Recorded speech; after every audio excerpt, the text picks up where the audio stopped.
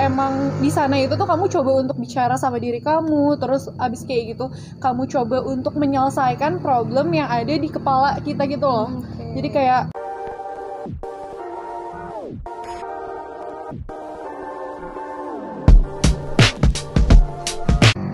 Assalamualaikum warahmatullahi wabarakatuh. Kembali lagi di Wamena, waktunya manajemen bercerita di episode 12. Dan buat teman-teman yang kemarin nunggu-nunggu nih episode 12, akhirnya tayang juga ya gitu bersama narasumber yang sangat luar biasa gitu, yang ditunggu-tunggu banget gitu ya, dan materinya juga yang sangat luar biasa juga gitu kan. Nah untuk itu langsung aja kita kenalan ya sama narasumber kita yang ditunggu-tunggu ini. Silakan. Assalamualaikum Teh Rosa. Waalaikumsalam Teh Alifa. Gimana kenalan gitu ya, ke kamera? Langsung kenalan aja. Halo semuanya, kenalin nama aku Rosa Anissa Safira. Saat ini aku masih jadi mahasiswa psikologi di Universitas Islam Bandung. Oke. Jurusan apa Teh? Jurusan psikologi. Oh, psikologi. Oke. Ya. Kalau boleh tahu kan Teteh ini ya mahasiswa psikologi. Selain itu ada kesibukan apa lagi sih selain kuliah gitu? Pasti ada ikutan organisasi atau apa gitu kesibukannya selain kuliah. Oke, paling kalau misalkan aku kesibukannya itu ikutan organisasi di luar ya, ada namanya One Ummah Movement. Ada juga kegiatan akhir tahun ini namanya Gebiar Berbagi. Kalau kepo bisa cek ya di IG-nya One Ummah. Terus habis kayak gitu aku paling ikut kepanitiaan di kampus. Terus abis kayak gitu ikutan sesuatu, ada kegiatan pokoknya di luar aja. Pokoknya kalau ada sesuatu kegiatan ya, jadi ikutan gitu. Oke, sangat produktif sekali ya teman-teman Teh Rosa ini. Nah ini ya kan ya Teh kayak kuliah, terus organisasi, dan tadi katanya Teteh ikut kegiatan-kegiatan yang lain gitu selain tadi organisasi di One Ummah ya mungkin, dan organisasi-organisasi di kampus. Itu kan pasti kayak banyak banget ya kegiatannya, terus kadang mungkin pusing atau jadi banyak yang dipikirin. Itu Teteh pernah gak sih ngerasa kayak ngeluh atau pusing gitu mikirin hal itu yang sangat banyak banget kan ya gitu? Itu pernah gak sih Teh? Oke, pastinya sebagai manusia pernah banget ya ngalamin kayak ngeluh dan lain-lainnya. Kalau misalkan kata Kang Zain itu tuh ngeluh tuh otomatis kayak nafas gitu. Jadi kayak apa ya? Kalau misalkan kita tuh ngeluh ya emang udah pada dasarnya emang manusia diciptakan untuk ngeluh juga gitu. Jadi nggak apa-apa untuk ngeluh, asal si ngeluh itu tuh disadari gitu, disadari setelahnya kayak gitu. Oke, terus ini nih yang lagi musim banget ya gitu di Instagram, di TikTok atau di sosmed-sosmed yang lain.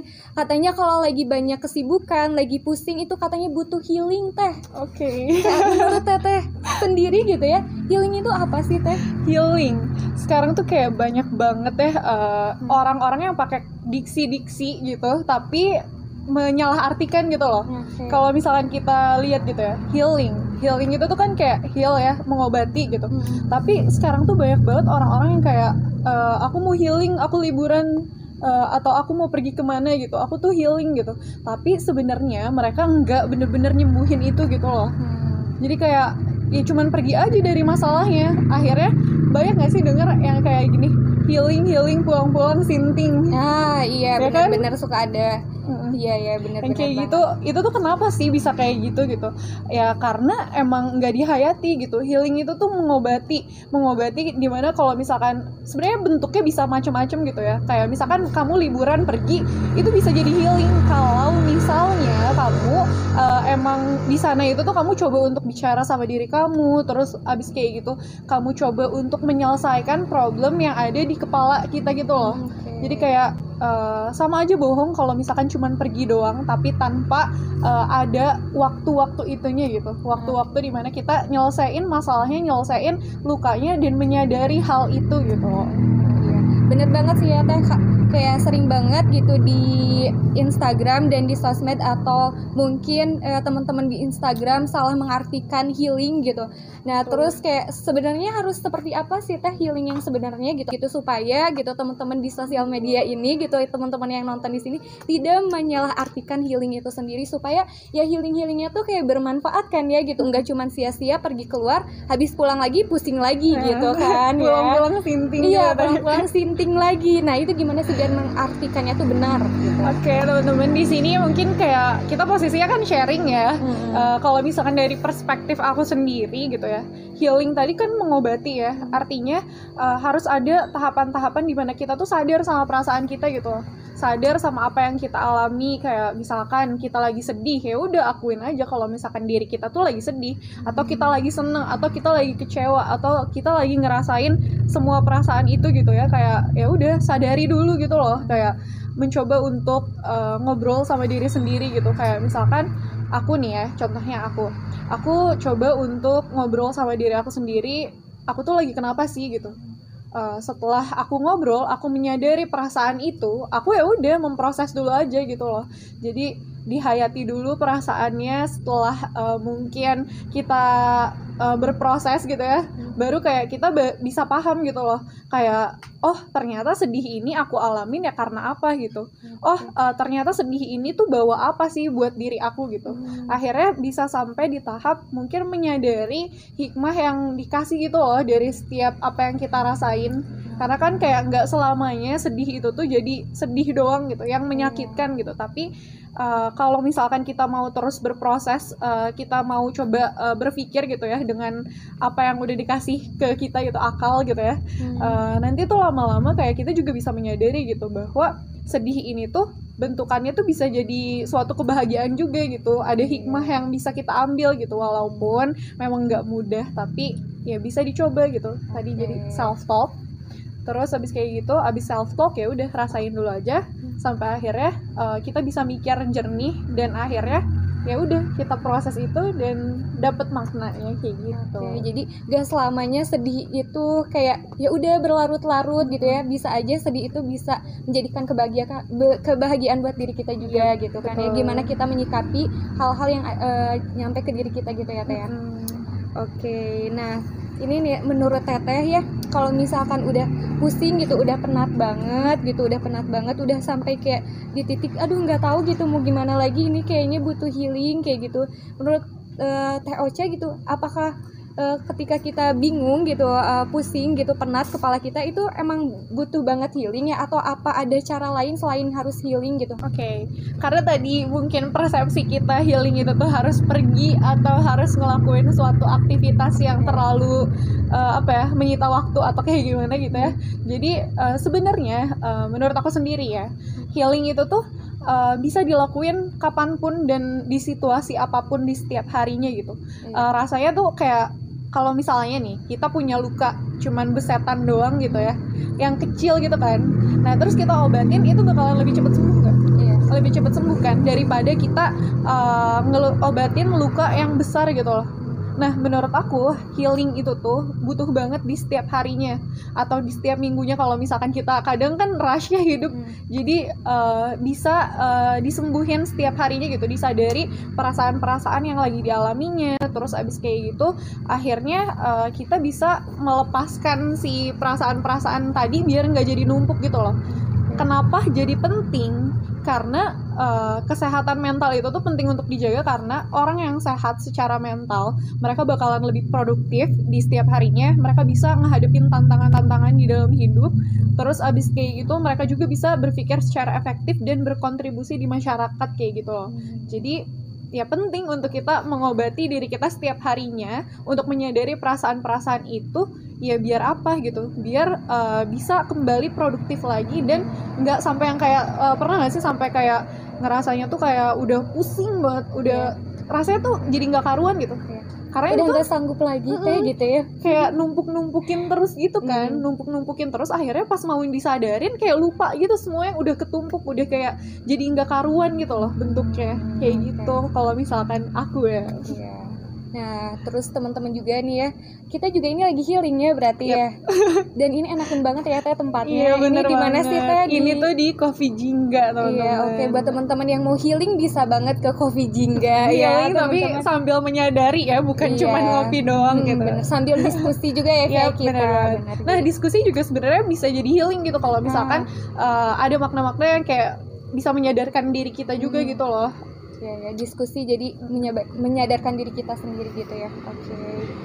Nah, Teh kalau misalkan tadi kan healing itu kata Teh Ocha ya, perlu apa ya, dan perlu gitu itu tuh mengobati itu perlu gitu untuk menyadari diri kita ya. Nah, menurut Teh Ocha itu kondisi yang seperti apa yang emang harus bener-bener gitu, bener-bener oh ini aku kayaknya butuh healing nih, atau misalkan kayak udah kondisi seperti apa gitu yang butuh healing tuh sebenarnya, atau sebenarnya kita nggak apa-apa juga butuh healing, atau kayak gimana gitu? Oke, tadi ya karena kita kebiasaan numpuk-numpuk sebenarnya yang tadi kayak ya harus dicoba mindfulness setiap harinya gitu.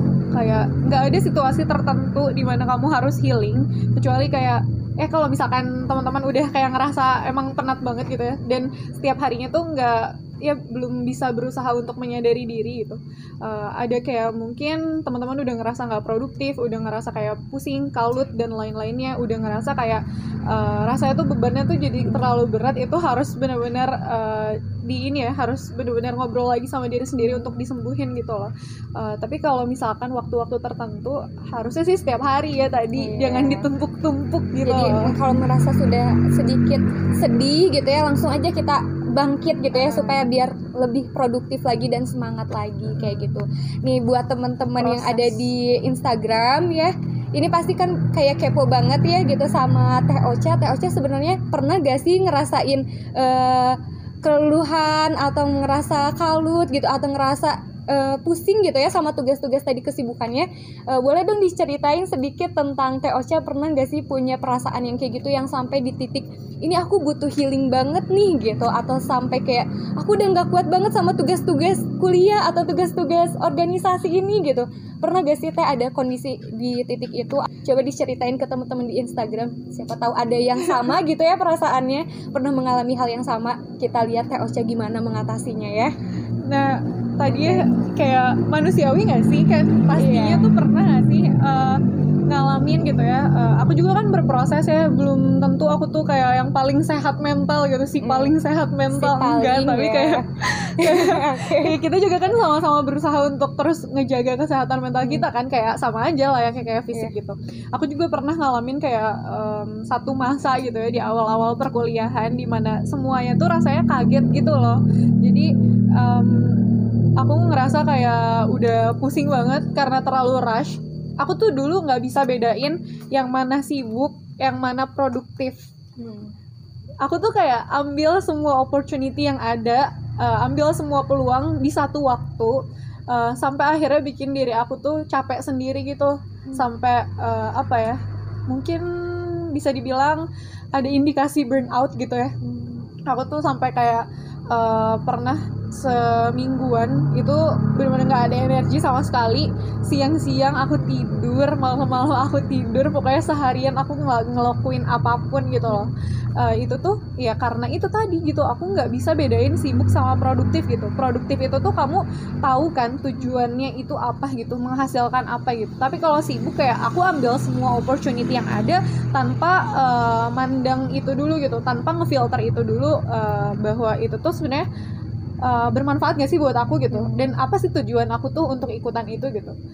Nah terus habis kayak gitu seminggu itu kayak aku ngerasa kayak nggak ada energi sama sekali. Aku nggak mau buka handphone, aku nggak mau, pokoknya nggak mau lah ketemu orang juga, kayak nggak mau banget gitu. Pokoknya rasanya kayak capek aja semuanya, aku nggak punya energi sama sekali dan seharian nggak ngapa-ngapain kayak gitu.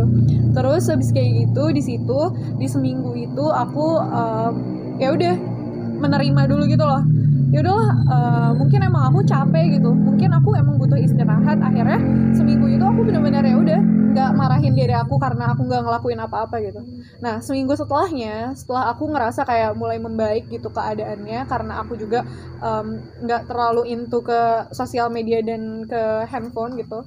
Terus habis kayak gitu akhirnya setelah seminggu yang tadi diproses, aku coba untuk sadarin gitu, apa sih sebenarnya yang aku lakuin belakangan ini sampai aku ngerasa bisa kayak gitu. Sampai aku bisa ngerasa sampai kecapean kayak gitu, sampai aku ngerasa kayak semuanya tuh jadi beban gitu, walaupun cuma ngobrol sama orang gitu. Nah, abis kayak gitu, gimana sih cara mengatasinya gitu, biar aku bisa balik lagi. Aku coba untuk cari-cari hal yang bisa bikin aku ke booster lagi gitu. Sampai akhirnya aku sadar, dan ya udah prosesnya emang cukup panjang, dan ya udah aku coba aja kegiatan lagi sedikit-sedikit.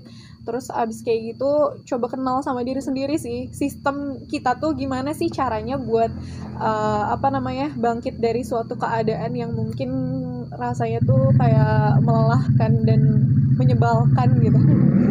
Oke, gitu. Jadi teman-teman, ternyata TOC juga pernah mengalami stres dan mungkin atau enggak keluhan-keluhan di dalam diri gitu. Wajar ya Teh ya kalau untuk mengeluh, itu namanya juga manusia, yang nggak apa-apa ya mengeluh gitu. Katakan Zain juga otomatis ya. Cuman gitu. setelah disadari harus diproses gitu, harus prosesnya seperti apa, harus gitu diatur gitu setelah sadar. Oke.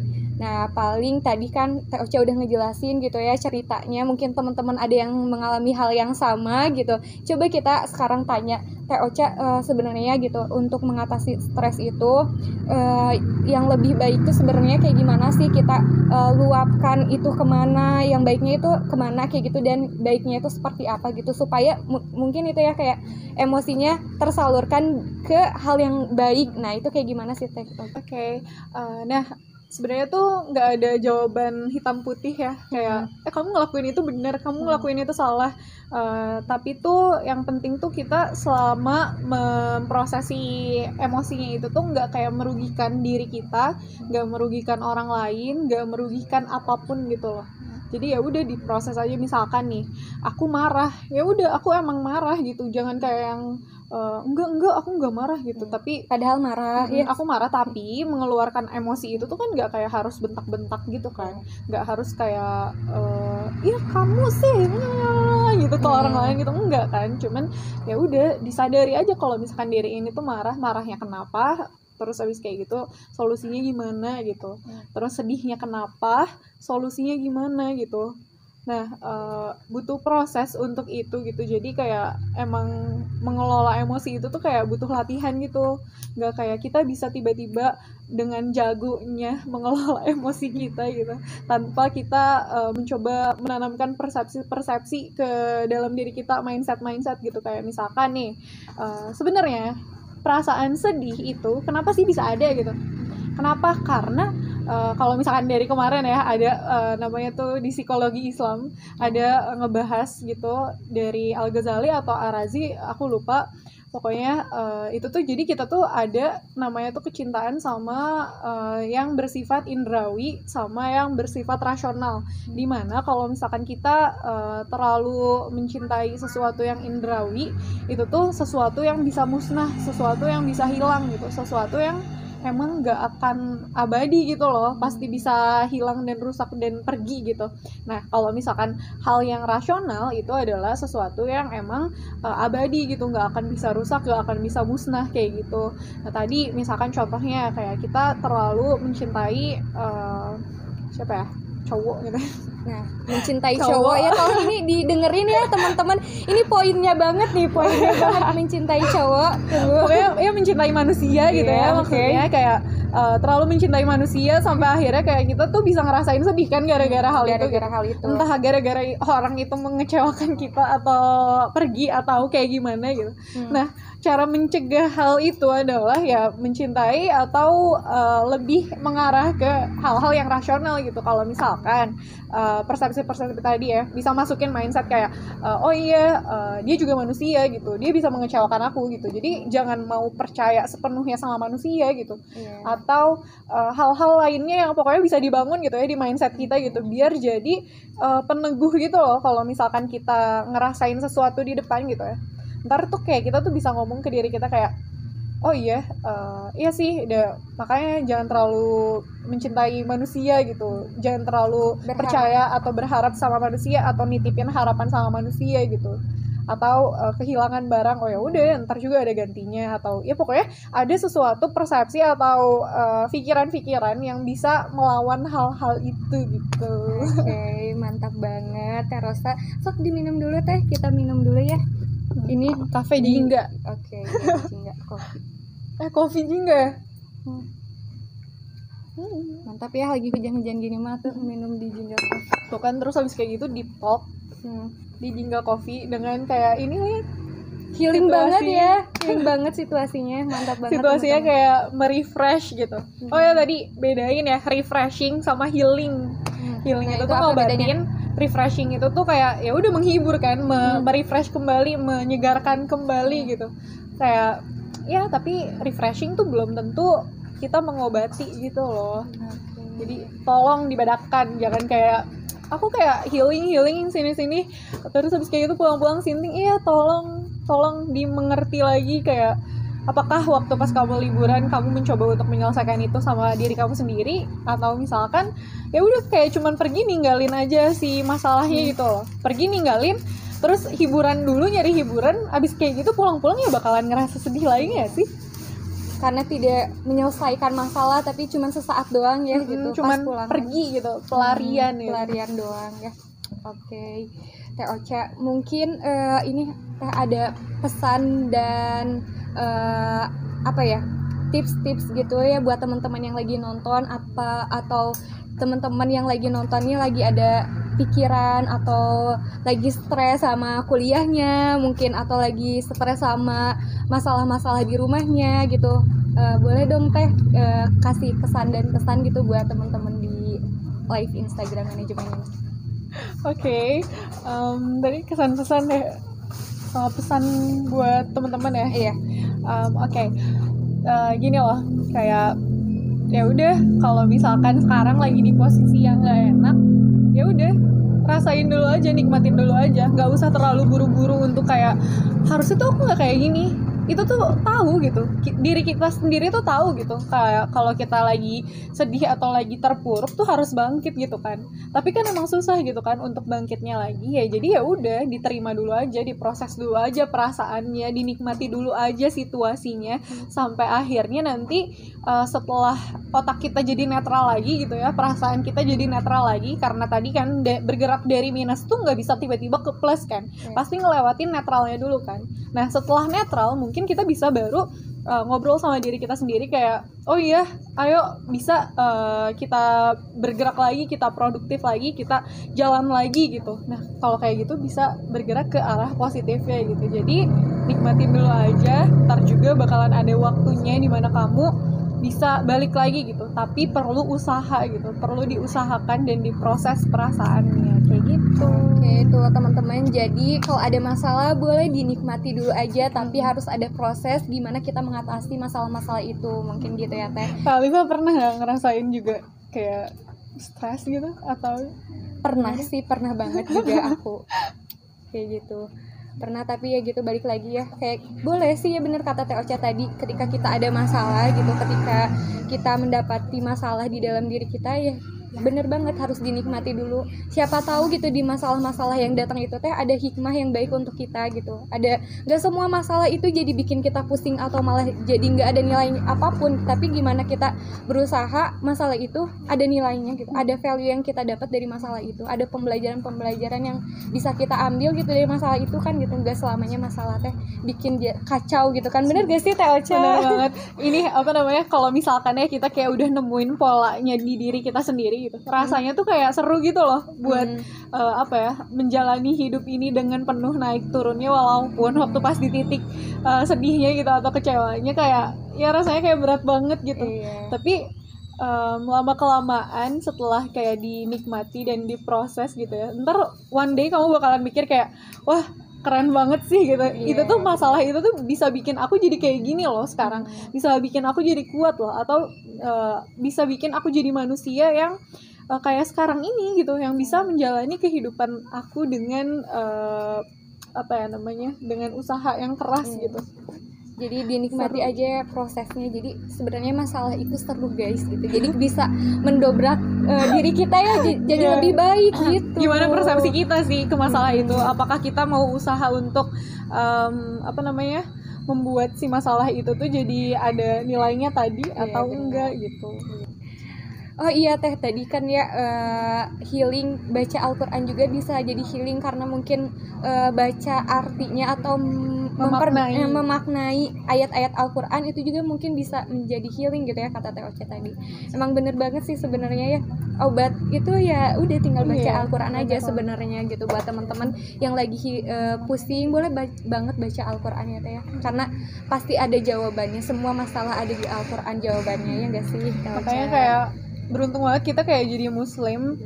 Kenapa? Karena kayak gitu tadi, kayak setiap masalah kita ada jawabannya. Terus habis kayak gitu nggak perlu sebenarnya jauh-jauh cari-cari tujuan hidup apa sebenarnya, atau enggak cari-cari gimana sih healing itu tuh, gimana sih cara memproses perasaan ini tuh, karena kayak semuanya tuh sebenarnya ada di Al-Quran, cuman mungkin kayak kita terlalu dangkal otaknya gitu ya untuk bisa memaknai si ayat-ayat tersebut, dan terlalu malas mungkin kayak astagfirullah aku dasar aku guys, aku juga suka malas. Kerasa banget ya waktunya, padahal masih pengen ngobrol-ngobrol bareng sama Terosa, ngobrol-ngobrol banyak gitu, tapi waktunya ternyata sudah time's up. Iya, habis gitu. Teman-teman makasih juga ya yang udah nonton online, dan teman-teman yang udah datang di sini.